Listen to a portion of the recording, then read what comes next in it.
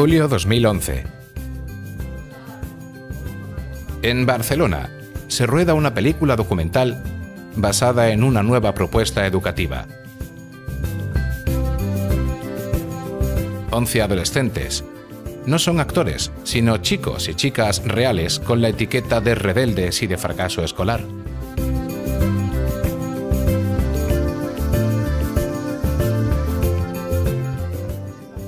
Un maestro, Carlos González, profesor de matemáticas y física en un instituto durante 24 años. Un aula. 12 días de clases. Varias cámaras y un sueño hecho realidad.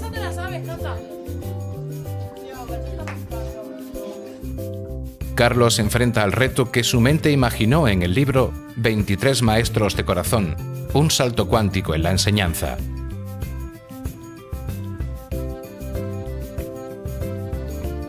Pero ahora no es ficción, es la realidad, y muchos ojos le están mirando.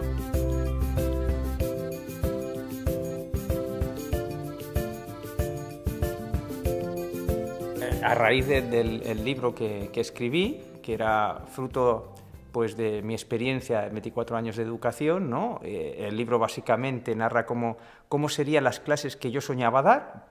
Parte de lo que narro en el libro ya lo había hecho, otras cosas habían quedado en el tintero, y en el libro me permito concentrar todo eso, armonizarlo, hacer una novela y de alguna forma definir una mirada educativa, una nueva relación entre maestros y alumnos, ¿no?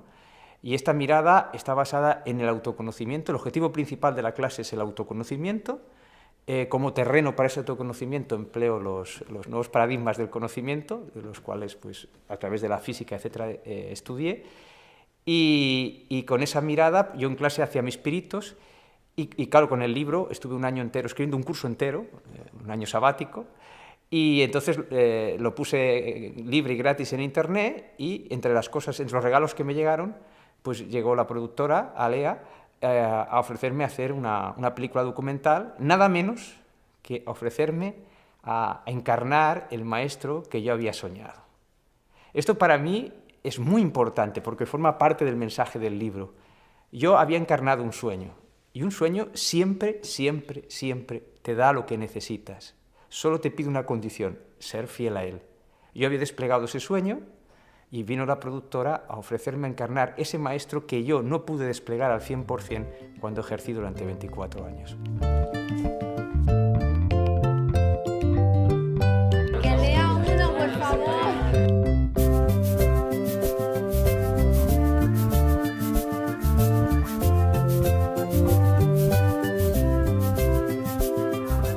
Buenas noches. ¿Noches? Sí, noches. ¿A que no os esperabais algo así? Te has situado en la duda. Yo no sé. Ilusión. Hemos creado una nueva palabra. Este tío está como una cabra. Todo esto me parece como súper surreal. Yo he pensado que haríamos clases normales. ¿Tienes ganas de dar matemáticas? Pues No. Este se llama el número de oro. La proporción Áurea, el código Da Vinci, todas las películas. Esto es 82. Sí. Te lo juro. Pues por la mañana soy más bajito, tío. Mira, loco. No has resuelto esto.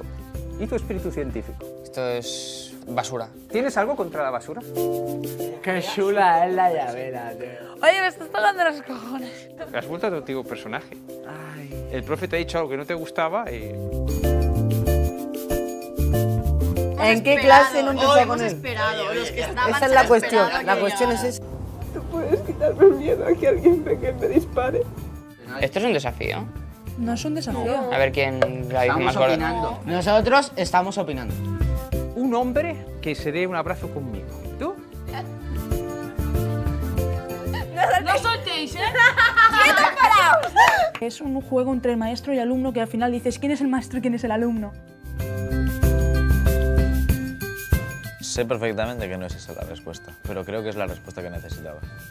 Para mí esta experiencia es una experiencia para ayudar a cambiar la educación, con los pies en tierra. O sea, lo que yo he hecho en 12 días es una propuesta para que los maestros lo hagan a lo largo de un curso al ritmo y a la idiosincrasia que cada uno tenga.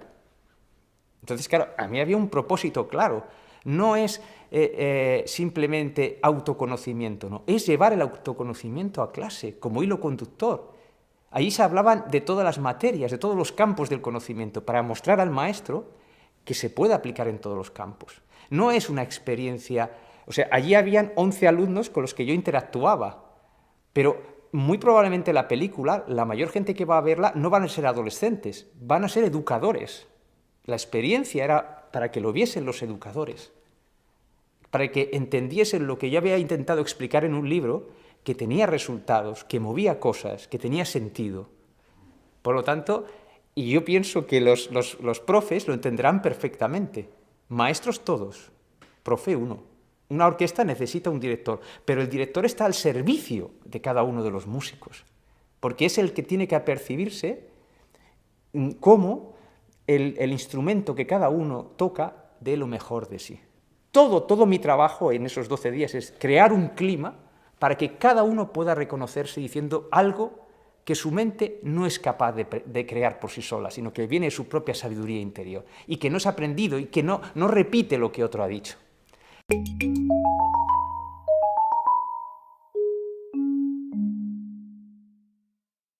Las clases estaban meticulosamente estudiadas y preparadas, pero eso no implica que yo improvisara. De alguna forma, yo diseñaba un camino por donde tenían que ir las clases y un propósito a esa rabia, un propósito a esa provocación, ¿no? Porque esa rabia, de alguna forma, en mi experiencia con los alumnos, con los padres, con los compañeros, con cualquier edad, esa rabia es la que el mundo ahora necesita expresar. Hemos visto el movimiento 15M, etcétera, ¿qué está expresando? Que las personas están cansadas de no sentir que gobiernan su vida. Y entonces, esa rabia, como tenemos al adolescente interior dormido, esa rabia la metemos dentro y enfermamos. Entonces, ¿cómo voy a sacar esa rabia en el otro? Ya estoy hablando ya de pedagogía, ¿no? de sacar lo que lleva el otro dentro, si no juego el papel de mi propia rabia. Y esa rabia tiene un sentido provocador y meticulosamente estudiado, y tiene un sentido personal, como tú has apuntado. Yo también tengo rabia por las injusticias que hay en el mundo. Entonces son ambas cosas a la vez. Lo que pasa es que a esa rabia he decidido darle una dirección. En la película el temario no se va a ver, pero es que ocurrió lo que ocurrió porque había un temario, porque había un cauce invisible para que las cosas ocurran. Y ese cauce es la labor del director de orquesta. Claro, lo ideal es que pudieses haber hecho una película sin que se me viese a mí. Lo ideal es una orquesta en la que el director de orquesta esté, pero no se le vea. Y mi sueño sería llegar a ser director de orquesta, marcharte y que la orquesta no se dé cuenta. En este caso fue un fracaso. La película, yo una de las veces les dejé, digo, bueno, continuáis el coloquio vosotros mismos, sin el director de orquesta, sin el profe, ¿no? Y a ver si sabían llevar el coloquio con las profundidades que intentábamos en clase, ¿no? Y me fui a los monitores a observar qué pasaba, ¿no? A espiar. Y fue un fracaso. Fue un fracaso. No fueron capaces de crear un diálogo sin director de orquesta. Bueno, significa que queda mucho por hacer, ¿no? Y que en 12 días realmente a lo mejor sería presuntuoso, o es presuntuoso por mi parte, conseguir algo así.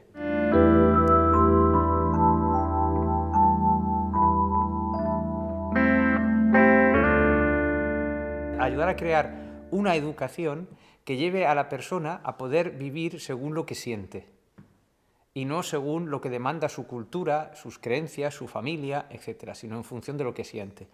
Es evidente que si ahora empezamos a vivir según lo que sentimos, tendríamos dos problemas. Uno, que no tenemos claro lo que sentimos porque hemos sido educados para ocultarlo, y otra es cómo narices llevo yo a la práctica esto que siento, me enfrentaría con todo el mundo.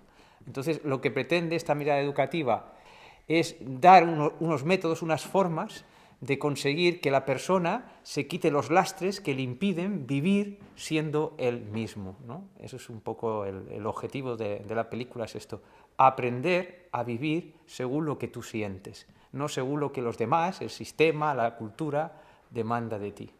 Esto es un proceso que puede ser muy complicado, pero claro, de alguna forma esto se ha hecho a veces con los cursos de crecimiento personal. Digamos que la apuesta, ¿por qué tenemos que esperar a tener 40, 50 años o los que sean para hacer un taller de crecimiento personal, autoconocimiento, cuando en el colegio nos dicen en clase de filosofía en el bachillerato que es importante el principio socrático de conócete a ti mismo? Si nos dicen que es importante, ¿por qué nadie nos enseña a llevarlo a cabo? O sea, resumiendo, es una mirada educativa cuyo objetivo es aprender todos, yo el primero, a vivir desde el corazón, y se hace a través del principio socrático de conócete a ti mismo, porque solo conociéndome a mí mismo puedo saber qué obstáculos hay que me impiden vivir desde el corazón.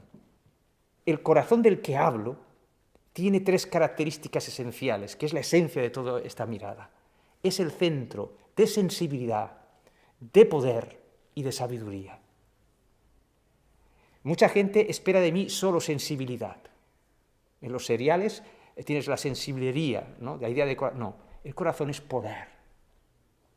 Y lo difícil para mí es el equilibrio entre sensibilidad, poder y sabiduría. Esa es mi gran prueba.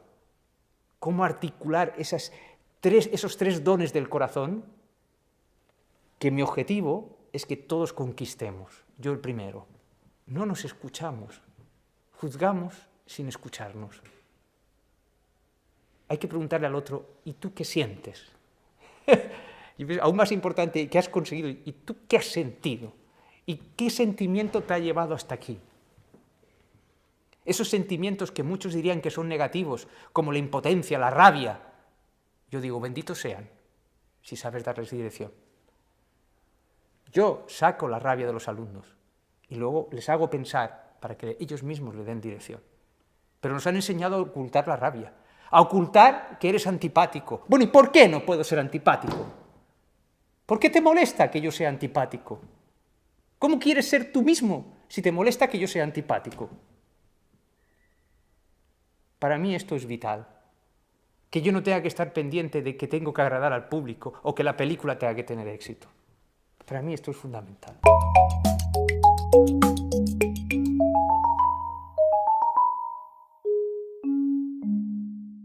Bueno, eso también me pasaba en clase, incluso con mis compañeros, ¿no?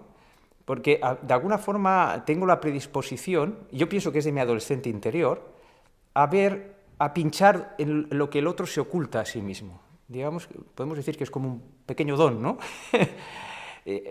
Al principio no entendía por qué me ocurría y decidí que aquello fuese un don, no un impedimento. Decidí convertirlo en sabiduría, en algo útil, ¿no? Entonces me di cuenta que en realidad yo estaba como intentando conocer lo que el otro se ocultaba. Mi error era decírselo al otro sin que el otro me lo hubiese pedido. Eso lo aprendí en el camino, ¿no? Pero sin embargo descubrí una poderosa herramienta pedagógica para el autoconocimiento, ¿no? Es decir, cuando tú pones el dedo en la llaga a una persona, ¿dónde se lo pones? Se lo pones en el personaje y en las creencias que está encarnando. Claro, para mí el autoconocimiento es que las personas nos demos cuenta de que hacemos papeles y que habitamos creencias y que eso no nos define como personas. Y que cuando sentimos dolor, la mayoría de las veces, es que ese dolor es provocado por las creencias y los personajes que interpretamos. Entonces, claro, educar más allá de las creencias, yendo hacia el corazón, exige un método en el que la persona reconozca los papeles que está interpretando. Imaginaos que las creencias son una alfombra y la clase, cada uno está sentado en una alfombra, sus propias creencias. Y ahora llega el profesor y lo que hace al provocar es quitarle la alfombra, el suelo donde se apoya. Hace así, ¡pum! Y el otro se cabrea. Claro, le has quitado el suelo, ¿cómo no se va a cabrear? Pero, ¿qué tiene que descubrir el otro? Que aunque no haya suelo, él tiene alas. Las alas de su corazón, donde está verdaderamente su poder. Y eso no impide que habite las creencias que quiera. Luego se puede subir a las alfombras que quiera, pero tendrá la capacidad de cambiar de alfombra. Pero no hemos sido educados para cambiar de alfombra. De alguna forma, lo que hace el profe es retirar la base en la que se sustenta la persona. Esa es la auténtica provocación que persigo. Mis personajes en general provocan porque pongo el pie en lo que hace sentir inseguro a la otra persona. El 15M hacía sentir inseguro a las personas que quieren tener una idea de cómo tiene que ser la sociedad, ¿no? Entonces mi papel es hacer sentir inseguro a la persona y luego hacerle ver al alumno, hacerle ver que esa parte que se siente inseguro es solo un personaje que él está interpretando. Y que si va a su corazón, si va a su esencia más allá del personaje, jamás nadie le podrá hacer sentir inseguro. Eso es lo que yo llamo la mirada educar empoderando. Es decir, que la persona viva bajo el poder de su corazón y no bajo la cárcel de las creencias de todo tipo, religiosas, científicas, políticas. Uno necesita creencias, uno construye a través de las creencias, pero poner su seguridad en las creencias, eso es lo que hunde a las personas, es lo que ha provocado las guerras, es lo que provoca los enfrentamientos. Por lo tanto, para mí, pedagógicamente, llevar esto a las escuelas es de vital importancia. Entonces, tú hablabas antes de la rabia que yo llevo dentro, ¿no? Bien, claro, yo tengo una vida con esos personajes que yo he hecho y a mí me ha dado rabia, sobre todo, un hecho que me enrabió y que me ayudó a hacer este camino del autoconocimiento en clase. Y es que mis alumnos, cuando yo ejercía de maestro, no sabían responder a la pregunta ¿cuáles son tus sueños? ¿Cómo es posible que el 99% de mis alumnos no supiesen responder, adolescentes en plena edad de la vida, no sabían responder qué eran sus sueños? O textualmente decían que no lo sabían, o me hablaban de necesidades, dinero, una buena profesión. No, ¿qué sueñas? ¿Qué es aquello en lo que tú te sentirías pleno, en lo que darías lo mejor a la vida y al mundo? No sabían responder.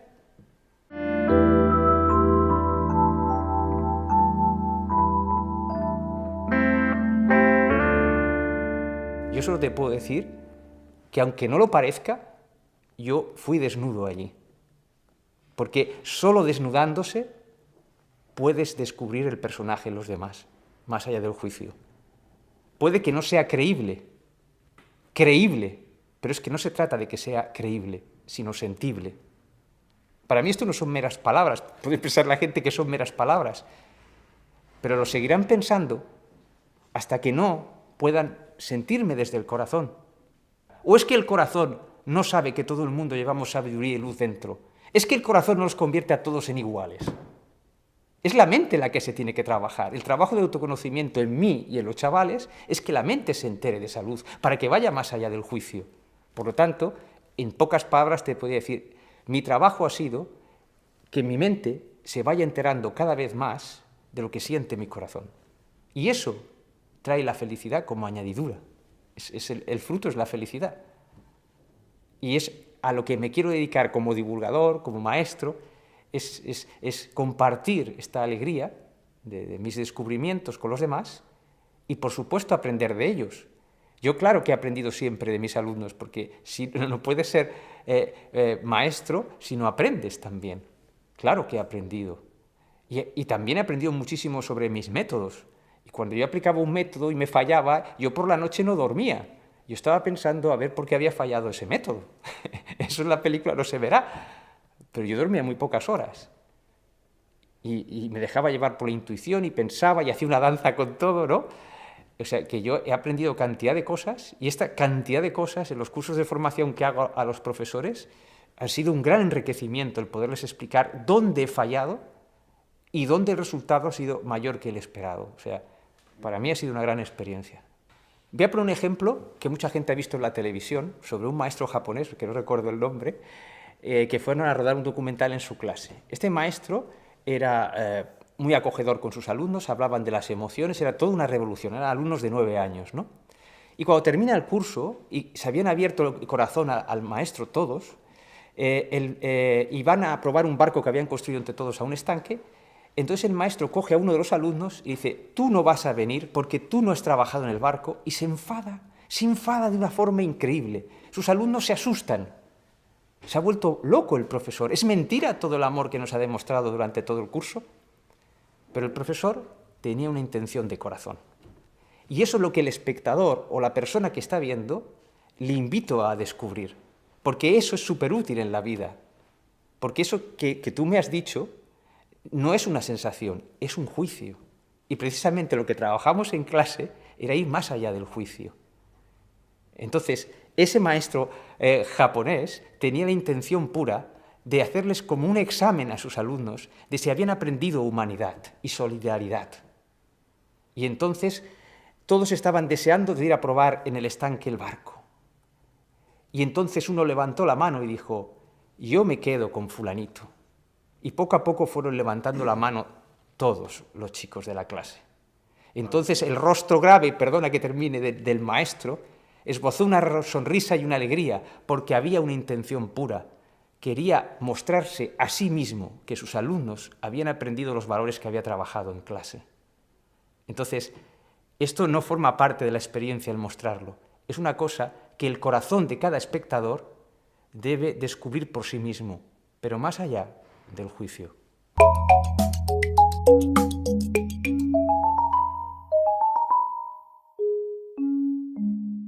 Los alumnos se seleccionaron en función de los personajes, para que fuesen una buena representación de personajes que yo puedo tener en clase, para que fuese lo más real, ¿no?, que un profesor se puede encontrar en clase.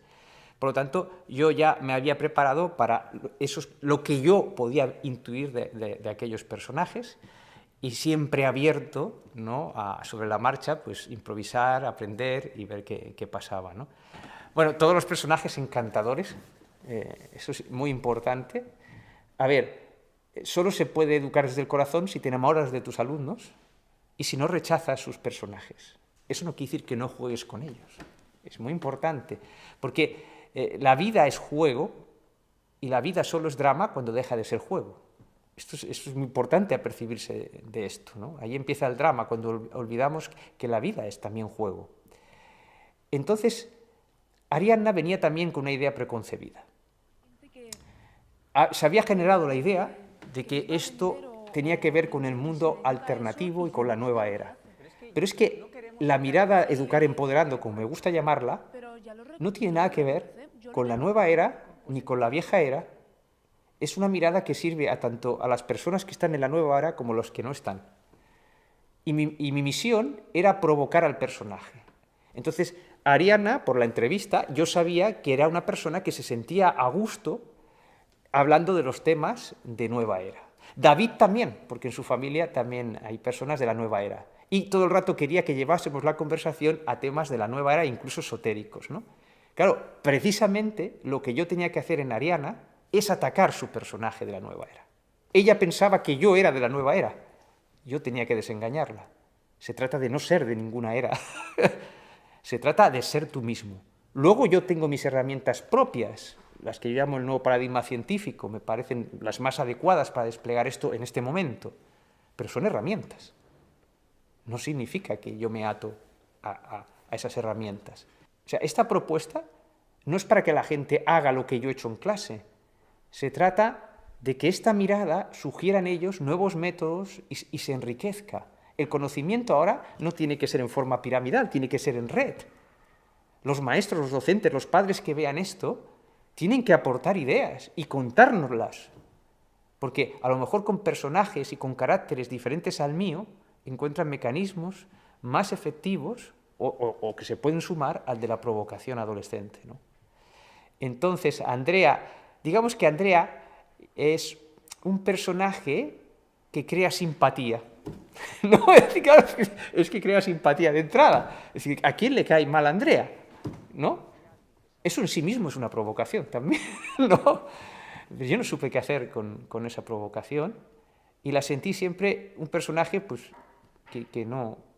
Es que no vi los ángulos de su personaje, los vértices. Porque claro, tú atacas al personaje cuando ves esos vértices, ¿no? En ella no. Ella era como una esfera, ¿no? No había forma de entrar. Ella me enseñó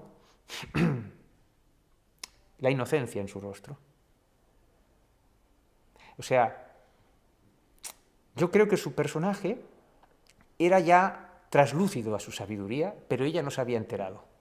Es un poco, a lo mejor mi personaje, mi labor hubiese consistido en hacer de espejo con ella y decir, no, si ya estás expresando en tu sonrisa, en tu forma de recibir lo que los demás dicen, ya estás expresando tu sabiduría, ¿no? En el fondo, todos sabemos lo que tenemos que hacer, pero las creencias y los personajes restrictivos que tenemos nos impiden verlo, ¿no? Tanto David como Adrià, mucho más escondido. Con Adrià a veces me he percibido de cosas cuando he visto las clases ya filmadas y no en el momento, claro, porque hay muchísima tela en clase, ¿no?, para percibirlo todo. Entonces me percibí que tanto David como Adrià tenían un desequilibrio típico de la adolescencia, no como crítica, sino como creadores de conflictos de la adolescencia, que para eso están, ¿no? Que es la prepotencia. El adolescente que busca un sitio, un lugar en el mundo, es eso lo que busca, ¿no? Y construir su personalidad.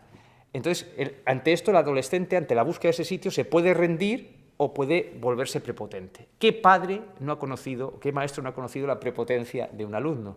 Cuando David decía, es que lo que explicas ya lo sé y eres poco profundo en lo que estamos haciendo, hablaba desde esa prepotencia. Y aunque parecía que Paul Pérez era el único que no escuchaba, David tampoco escuchaba muchas veces. Pero tenía islas en las que sí escuchaba, ¿no? Y Adrià era más difícil de ver, porque Adrià daba una imagen así de sabiduría, parecido a Paul Chan, ¿no? Pero que en realidad son ficticias en el sentido de que son papeles también, son la superficie de los papeles. Adrià también decía que todo aquello lo conocía, ¿no? Entonces, evidentemente, eso no era una apertura al conocimiento. Ese era un típico desequilibrio de la adolescencia, que es la prepotencia, y que yo vi especialmente en estos dos personajes. Los desequilibrios del adolescente lo conoce todo el mundo. Los padres, los maestros, conocemos esos desequilibrios que nos ponen nerviosos del adolescente, ¿no? Pero lo que no es conocido es la sabiduría del adolescente. Entonces, yo en mi interior creí entender esto. Y es que a cada desequilibrio que expresa una persona, en particular un adolescente, hay una sabiduría. Y ese desequilibrio lo que busca en realidad es conectar con esa sabiduría. El adolescente puede volverse rebelde por una tontería. Dice, oye, pues una tontería, ¿cómo se ha puesto? Se está autoafirmando, ¿no? Pero es que justo esa rebeldía es la que le falta a lo mejor a su padre para cambiar las cosas en el trabajo, en su relación con el jefe. Le falta ese ímpetu, esa energía, porque ha dejado dormir a su adolescente. Entonces, la sabiduría del adolescente nos dice cómo pisar la raya, cómo tener valor para enfrentarnos a lo establecido que no nos gusta. Luego, cada edad tiene su sabiduría y el adolescente a lo mejor pisa la raya, pero no sabe darle dirección a su rebeldía. Para eso tenemos la sabiduría del maduro, la del anciano, las distintas sabidurías. Detalles importantes para padres y educadores. ¿Dónde se colocan un piercing? Adrià llevaba un piercing, se colocó un piercing en la lengua. Esto, llevado al autoconocimiento, no es casualidad. En la lengua. Un lugar donde produce dolor, por lo menos al principio, tanto al hablar como al comer. Yo en clase tuve alumnos que llevaban en la lengua y no podían hablar bien los primeros días, ¿no? Y aquello me llamó la atención. Digo, ¿pero por qué? Yo llegué a la conclusión de que esos chavales, en realidad un chaval, un niño, un adolescente, en el fondo, expresa el dolor y el sufrimiento que hay en su entorno. Lo recogen y lo expresan en sus papeles. Entonces, ese piercing en la lengua, que ahora estoy generalizando, pero ha sido mi experiencia hasta ahora, sería como un reflejar el dolor que él vive en su entorno, un encarnar el dolor que vive en su entorno, de su familia, sus amigos, lo que sea, no entramos en detalles, ¿no? Es evidente que Adrià escondía un dolor detrás de su sabiduría y su opinión. Cuando se produjo la crisis en clase de que Lucy explicó su problema y se la quería ayudar, etcétera, etcétera, Adrià confiesa que una vez estuvo a punto de suicidarse. Eso es lo que permite mirar a las personas a través del personaje. Ver qué están interpretando te lleva a conocer qué están viviendo, ¿no? También recuerdo una cosa de alguna forma que contentó a mi ego y a todos mis personajes egoicos, ¿no? Pero que también sintonizó con mi corazón. Y esto no se rodó. Era en un intermedio, en el recreo, podríamos decir así.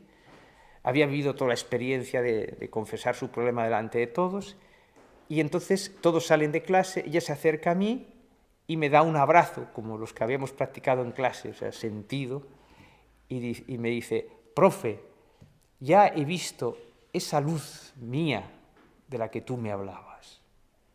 Y yo sentí que no me lo estaba diciendo para contentarme, porque no lo oían los demás compañeros, es porque realmente lo sentía. Y entonces ocurrió algo mágico.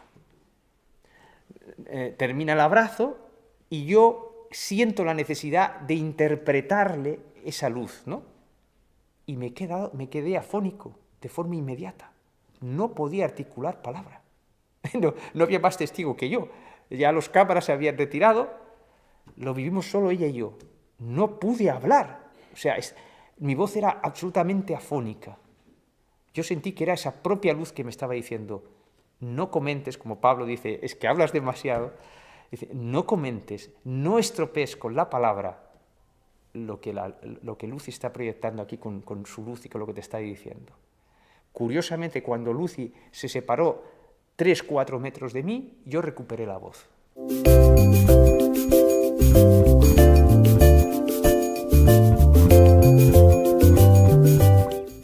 Uno de los problemas claves que tiene el profesor, y que para mí era importante, es el equilibrio entre dejarlos libres y que haya un mínimo orden en clase. Eso es un equilibrio desde el punto de vista profesional muy difícil, y cuando yo ejercía era también un problema. Cuando miras las clases y lo ves, hay momentos que claro, tú dejas que vayan hablando todos y no se entiende lo que se habla. Tú tienes que cortar eso, pero ¿cómo lo cortas? ¿Cortarás algo importante? ¿Es conveniente ahora dejarlo? ¿Sientes que aquello va a llevar a algo? ¿Sientes que aquello lleva a un camino sin salida? Entonces, cuando yo sentía que llevaba a un camino sin salida, cortaba lo que estaba ocurriendo. Eso al espectador que no ha sido profesor le es difícil de entender. Entonces, claro, yo siempre me quejaba de que los profes no sabemos, no hemos sido educados para dejar en libertad al chaval, al adolescente. Pero es que si tú los dejas de entrada en libertad sin dar una dirección, lo que obtienes es un caos. Entonces, para mí, como experiencia, era muy importante encontrar el equilibrio, ¿no? Probablemente en muchos momentos se me fue de la mano ese equilibrio, y claro, en el montaje de la película es probable que no esté, pero confieso aquí, se me fue, eran como tiempos aparentemente muertos, aunque nunca se sabe lo que podría preparar, y que tú veías que a lo mejor los alumnos estaban hablando de cosas intrascendentes, y claro, desde esa, es un poco decir, oye, tenemos que cambiar la idea clásica de autoridad por otra cosa en esta mirada educativa, y eso es muy importante en la práctica. Es decir, ¿cómo los dejo libres sin perder yo el objetivo de la clase?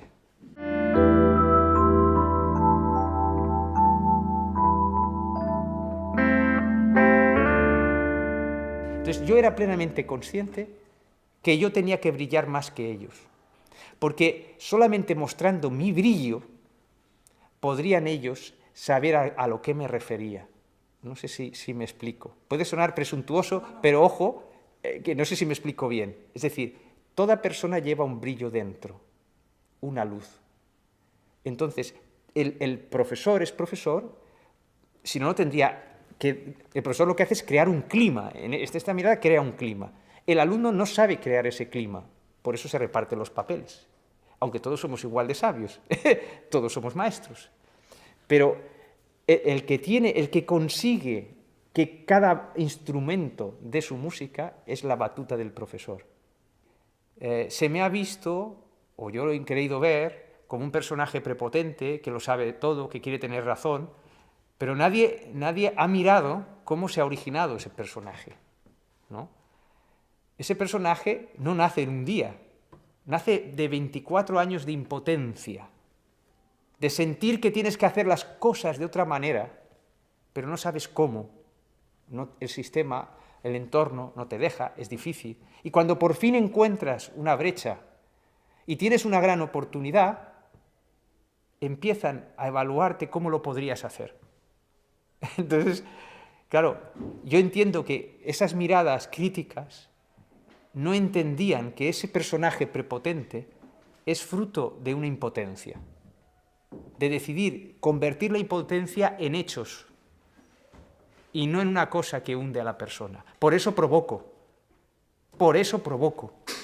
para que esa fuerza salga fuera y después ya hay que darle dirección a esta fuerza. Yo era plenamente consciente de ese peligro. Que lo haya sabido soslayar el problema o no, que lo juzguen las personas que ven la película. Yo solamente puedo decir que ese problema lo conocía antes de la película, lo he vivido, me he descubierto a mí mismo en una faceta medio gurú, de decir, de eso, pues aquello que te ha hecho feliz, pretenderlo llevar a los demás, imponerlo.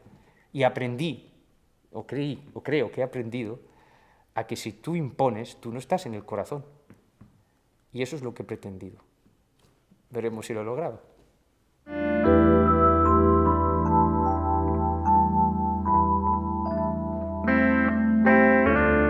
Solo desde el sentir se puede entender con qué finalidad se hacen las cosas. Desde el juicio no se entienden desde qué finalidad está haciendo el otro las cosas. Tan solo se interpretan. El juicio es, y esto es una cosa que he aprendido de mis alumnos, de Paul Pérez, viéndole a él, hoy viendo la clase lo he aprendido. El juicio es como coger la película mágica de la vida, pararla y fijarse en un fotograma. Y a partir de ese fotograma, hacer una película a través del juicio. Y te pierdes toda la vida. Claro que voy a ser observado con el juicio. Todos lo hacemos, yo lo hago muchas veces. Pero la invitación es dejarlo de hacer. Mi intención no ha sido nunca juzgar al alumno, sino jugar con sus personajes para que él vea que está interpretando personajes. Pero fijaos qué fuerte. Si estamos atados a un personaje y alguien nos lo quita, nos da terror, nos da terror. Y a lo mejor ese personaje es un personaje tóxico, nos está envenenando la vida. Y vamos a un terapeuta para que nos sane el personaje, cuando es mucho más sencillo descubrirte más allá del personaje. Esa es la apuesta de esta forma de educar. ¿Cómo te vas a descubrir más allá del personaje si no lo reconoces? Mi forma de hacerlo reconocer es la provocación, pero seguro que hay otras. Invito a que me ayuden a descubrir otras maneras de llegar, porque es evidente que hay personajes que con la provocación se te escapan, como pasó con Yavila, se escapan, se escurren, ¿no? Tan solo vi un acercamiento al personaje de Yavila cuando le llevé la manzana a clase. Había entendido que Yavila había tenido un desengaño amoroso, o más de uno, ¿no? Y la palabra amor le producía miedo a su personaje. Y entonces intenté poner como una medicina en esa manzana. Y en ese momento conecté con ella, pero no pasé de ahí. No pude llegar a más. O sea que reconozco mis fracasos, pero en el sentido que comentábamos en clase, el fracaso en sí no existe. Significa que tienes que cambiar tu mirada. Por lo tanto, agradecido.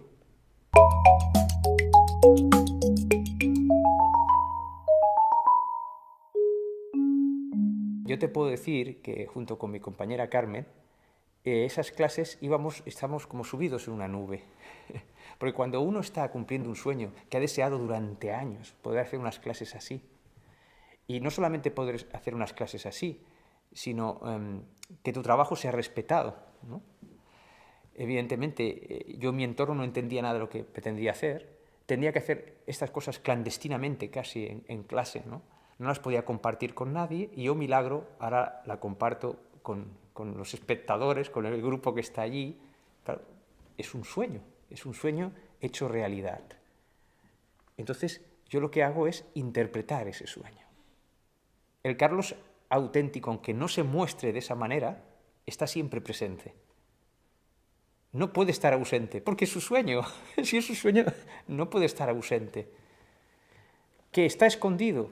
Bueno, a lo mejor el juego consistía también en esconder a ese Carlos, ¿no? A lo mejor el juego, porque el método consiste en provocar esos personajes que nos encarcelan. A lo mejor el éxito de esa experiencia educativa como película está en que la gente le provoque rechazo a ese profe y averigüe por qué le produce rechazo. Porque fíjate que la esencia de la experiencia es que enseñar al alumno que averigüe por qué le sienta mal algo sin juzgar al otro. Entonces, para mí es una invitación al espectador a que lo que le parece antipático de ese profesor lo encuentre dentro de él mismo. Que ese autoconocimiento, que es la esencia de toda la experiencia, la lleve a él. No pretende ser esencialmente una película para pasar el rato, que también puede serlo, eso sería un logro añadido, ¿no? No es para pasar un rato, es para invitar a pasar una vida, para descubrir la vida que en potencia llevas dentro, para descubrir tus sueños. Si alguien me tiene que juzgar, que sean mis alumnos. Eso es lo que yo creo. Yo he sido enormemente feliz en esta experiencia. Y si esa felicidad no se nota, yo no soy responsable. Yo solamente digo que yo estaba en una nube. Y cuando contemplo las escenas, me monto en la nube. Y yo lo que quiero es invitar a la gente a que viva la vida como en una nube, con ligereza. Pero ¿cómo puedes sentirte ligero si no sueltas el lastre? Entonces, mi objetivo era enseñar, en la medida que yo sé, a soltar ese lastre. Y que precisamente lo que te molesta, hay una palabra clave en la película, la experiencia, que repito constantemente a mis alumnos. 2, ¿qué importa y te molesta? Ambas las aprendí de un amigo. Ese amigo me traspasó una gran sabiduría. Parecen inocentes estas palabras, pero depende con qué objetivo. Entonces yo le digo al espectador que contemple esta película, ¿te molesto? ¿Te molesta mi personaje? Averigua por qué te molesta dentro de ti. Si me juzgas, nada averiguarás de ti. Solo te harás una idea de mí. Pero yo no he hecho esto para que tú averigües cómo yo soy. Lo he hecho para invitarte para que averigües cómo eres tú. Para que encuentres tus pesos, tu lastre, lo sueltes y vivas en la nube, en la ligereza. Yo no puedo evitar soñar en una humanidad en que la gente cumple sus sueños. El sueño es dejar ya el sentido del deber. El sueño es, para mí nace del corazón. Y como nace del corazón, no tienes que preocuparte de ética, no tienes por qué aprender ética. Porque si yo comparto el sueño con alguien, ¿cómo nos vamos a hacer daño? Es imposible. Entonces, este es el mensaje que yo quiero entregar con esta mirada educativa. Por lo tanto, a mí no me molesta que el personaje se interprete como antipático, porque mi objetivo no era mostrarme simpático, sino que las personas pudiesen ver reflejado en mi personaje aquellos pesos que les impide vivir según lo que sienten. Eso es lo que yo puedo asegurar que durante el rodaje estaba en esa nube.